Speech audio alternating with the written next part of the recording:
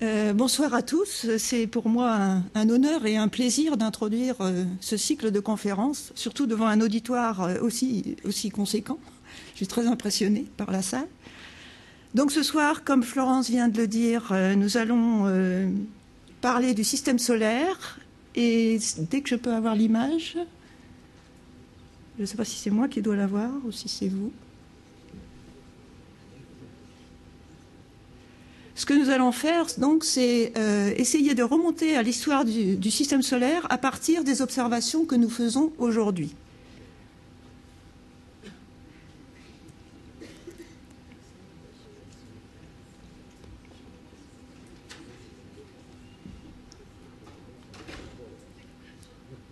Petit problème technique.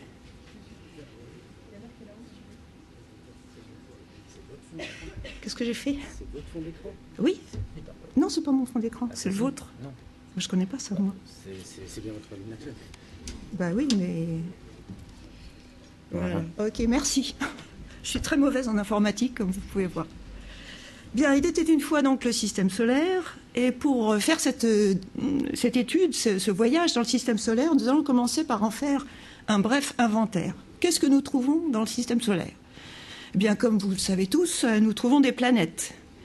4 planètes telluriques, bien sûr, Mercure, Vénus, la Terre et Mars. Et puis, plus loin, 4 planètes géantes, Jupiter, Saturne, Uranus et Neptune, avec leur système d'anneaux et de satellites. Et vous verrez que, enfin, vous le savez déjà, nous allons en discuter, ces planètes sont très différentes.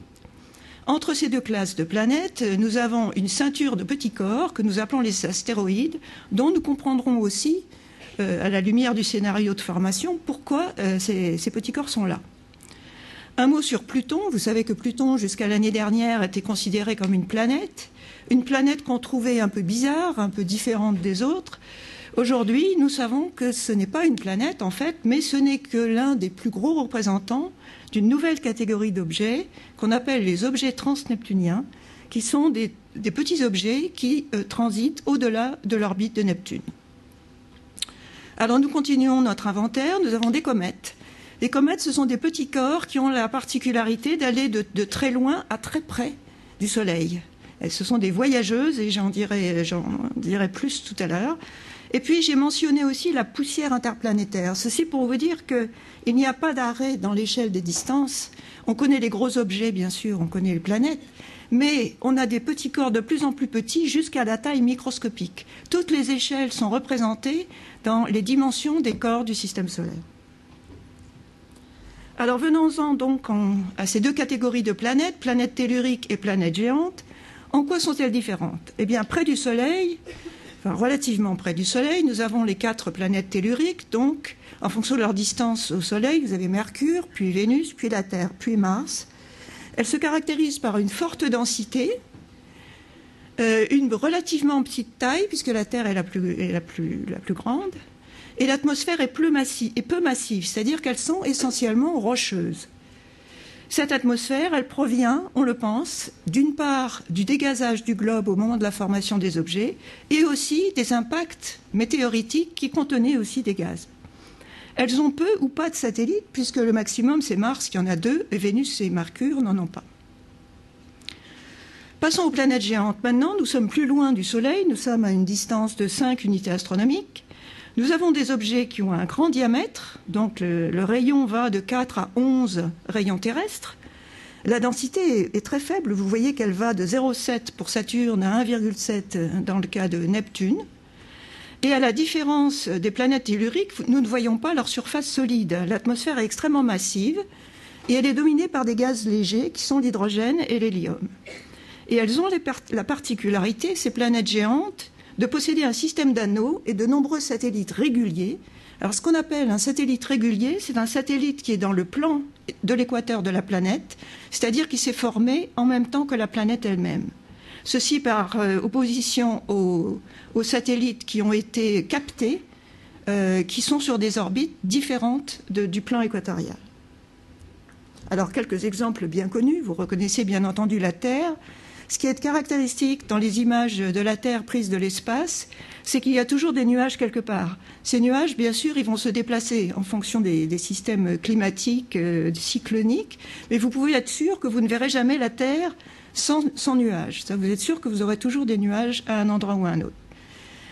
Ceci, bien sûr, c'est dû à la présence de l'eau, qui est présente sous ces trois formes, à la fois solide, liquide et vapeur. La Terre est le seul objet connu sur lequel nous ayons ce phénomène. À droite, vous avez Mars, qui donc se caractérise par une atmosphère extrêmement ténue, j'y reviendrai tout à l'heure. Donc on voit parfaitement la surface. Cette surface, en fait, elle ressemble beaucoup à certains déserts terrestres, c'est-à-dire qu'on voit des silicates, des oxydes de fer, et vous avez certaines photos du sol martien qui vraiment évoquent certaines régions particulièrement désertiques de la Terre. Voilà deux autres exemples de planètes géantes. Donc nous avons Jupiter à gauche. Jupiter, c'est la plus grosse des planètes géantes, donc caractérisée par des nuages, un système de nuages extrêmement complexe, dont d'ailleurs on est loin de comprendre encore la nature de tous les constituants qui font les différentes couleurs. Et puis vous avez Saturne, qui lui est connu bien sûr depuis des siècles par la beauté de son système d'anneaux. Saturne, alors je précise tout de suite que les 4 planètes géantes ont un système d'anneaux, mais que seul Saturne a un système aussi développé. Je vous montrerai Uranus et Neptune tout à l'heure. Ce sont des systèmes infiniment plus ténus, de même que celui de Jupiter. Alors venons-en à la question de fond, comment le système solaire est-il né? Pour répondre à cette question, on utilise des observations qui sont absolument fondamentales et extrêmement simples à identifier. Ce sont les orbites des planètes. Nous avons 8 planètes qui circulent toutes dans le même sens, sur des orbites qui sont pratiquement toutes dans le même plan, le plan qu'on définit comme le plan de l'écliptique. Elles sont quasi-circulaires, à très peu de choses près. Elles sont concentriques, le Soleil est au centre. Elles tournent toutes dans le sens direct, c'est-à-dire, vu du pôle Nord, celui qui est celui de la rotation du Soleil. Et ce phénomène extrêmement simple suggère très fortement que les planètes se sont formées au sein d'un disque. Ce disque étant produit par l'effondrement d'une nébuleuse en rotation. Je vais revenir sur cette idée qui est importante, qui est confirmée aussi par la théorie. Vous avez un nuage en rotation qui tourne de plus en plus vite, et les équations prévoient que quand la rotation s'accélère, ça finit par s'accélérer en un disque. Et quand vous avez un disque, donc, en rotation très rapide, vous avez des inhomogénéités au sein de ce disque qui vont donner naissance aux planètes. Alors c'est une hypothèse qui est ancienne, hein. C'est Kant et Laplace déjà au XVIIIe siècle qui avaient cette idée, mais c'était intuitif de leur part. Et les résultats très importants des dernières années, des dernières décennies, c'est que les simulations numériques et les observations des systèmes stellaires voisins ont vraiment donné une assise théorique sérieuse à ce scénario. Voilà donc ce scénario qui, au cours des dernières décennies, s'est trouvé confirmé par l'observation des étoiles voisines. Ces observations, elles ont été faites par des observatoires spatiaux, c'est-à-dire des observatoires en orbite autour de la Terre, comme le télescope spatial Hubble, par exemple.